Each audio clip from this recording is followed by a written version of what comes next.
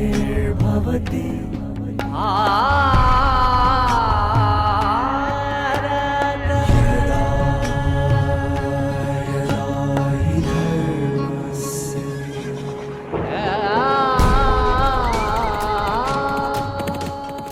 ഇന്നത്തെ സമൂഹത്തിലെ തിന്മകൾ ഇല്ലാണ്ടാക്കാൻ വേണ്ടി തൻ്റെ കഴിവിനനുസരിച്ച് വലുതായി പ്രവർത്തിക്കുന്ന പലരും, അത് രാഷ്ട്രീയത്തിലുണ്ടാവും, ആത്മീയതയിലുണ്ടാവും, സാമൂഹ്യ പ്രവർത്തനത്തിലുണ്ടാവും.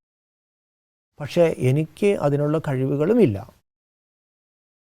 അവിടെയാണ് ഈശ്വരൻ നമ്മളെ കൂട്ടുപിടിച്ച് നമ്മളിലൂടെ ഈ ലോകത്തെ മാറ്റുന്നത്.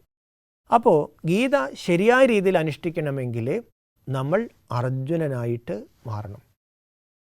ഈ പുരാണത്തിലും ഇതിഹാസത്തിലൊക്കെ പറയുന്ന കാര്യങ്ങൾ നടക്കുന്ന സമയം ഇതാണ് എന്ന് നമ്മളൊന്ന് തിരിച്ചറിയണം. വേറെ ഒരു സമയത്ത് നമുക്ക് തിരിച്ചറിയാൻ സാധിക്കുകയില്ല.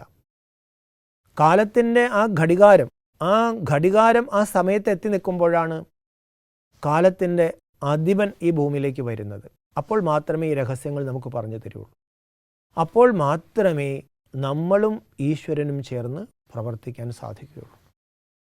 അപ്പോൾ ഗീതയുടെ 1-ാം അധ്യായത്തിൽ മനുഷ്യൻ്റെ ദുഃഖങ്ങളാണ്, അർജുനൻ്റെ വേദനകൾ, അർജുനൻ്റെ പരിഭവങ്ങളും പരാതികളും ഭഗവാന്റെ മുമ്പിൽ അങ്ങ് തുറക്കാണ്.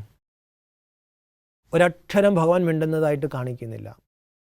അതെല്ലാം ഒരു ഗുരുവിൻ്റെ അല്ലെങ്കിൽ ഒരു ശ്രേഷ്ഠ അധ്യാപകൻ്റെ അല്ലെങ്കിൽ ഒരു മനഃശാസ്ത്രജ്ഞൻ്റെ രീതികളാണ് അവ കാണിച്ചു വച്ചിരിക്കുന്നത്. പറയട്ടെ, കരയട്ടെ. അർജുനൻ കുറേ പറഞ്ഞു, അർജുനൻ കുറേ കരഞ്ഞു. 11-ാം ശ്ലോകം, 2-ാം അധ്യായത്തിൻ്റെ 11-ാം ശ്ലോകത്തിലാണ് ഭഗവാൻ പറയാൻ തുടങ്ങുന്നത്. അതിനു മുമ്പ് ഒന്ന് രണ്ട് വഴക്ക് പറഞ്ഞു. ഭഗവാൻ എങ്ങനെ തുടങ്ങുന്നത്, എങ്ങനെ വ്യാസമഹർഷി കാണിച്ചു വച്ചിരിക്കുന്നത്? അശോച്യാൻ അന്യശോചസ്തം പ്രജ്ഞാവാദാം ച ഭാഷസി. ഒരക്ഷരം പിന്നെ അർജുനന് മിണ്ടാൻ പറ്റില്ല. മനസ്സിലാക്കിക്കൊള്ളണം, ഇങ്ങനെ ഭഗവാൻ ഒരു യുദ്ധക്കളത്തിൽ നിന്ന് ശ്ലോകം ചൊല്ലിയെന്നല്ല, മനുഷ്യൻ്റെ വ്യഥകളും പരാതികളും ഭഗവാന്റെ മുമ്പിൽ നിരത്തുമ്പോൾ ഭഗവാൻ ഇവിടെ സ്വാന്തനിപ്പിക്കുന്നില്ല, ആശ്വസിപ്പിക്കുന്ന പോലുമില്ല. പകരം ഭഗവാൻ കുറിക്കൊള്ളുന്നൊരു വാക്കാണ് പറഞ്ഞത്. വിവരമുള്ളവൻ്റെ മട്ടിൽ സംസാരിക്കുന്നു, വിവരമില്ലാത്തവനെ പോലെ കരയുന്നു. അവിടെ എല്ലാ കാര്യങ്ങളും വ്യക്തമാക്കി കൊടുത്തു.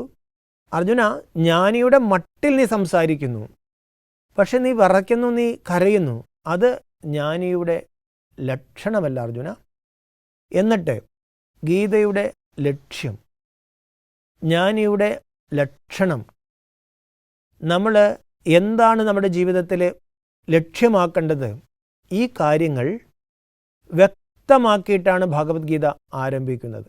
അതുകൊണ്ട് തന്നെ ആയിരിക്കും ഇതിനെ ഭാഷ്യം ചമച്ച ശങ്കരാചാര്യസ്വാമികൾ ഗീതയുടെ 2-ാം അധ്യായമായ സാംഖ്യയോഗത്തിലെ 11-ാം ശ്ലോകത്തിൽ നിന്ന് മുതലേ ഈ ഭാഷ്യം ആരംഭിക്കുന്നുള്ളൂ.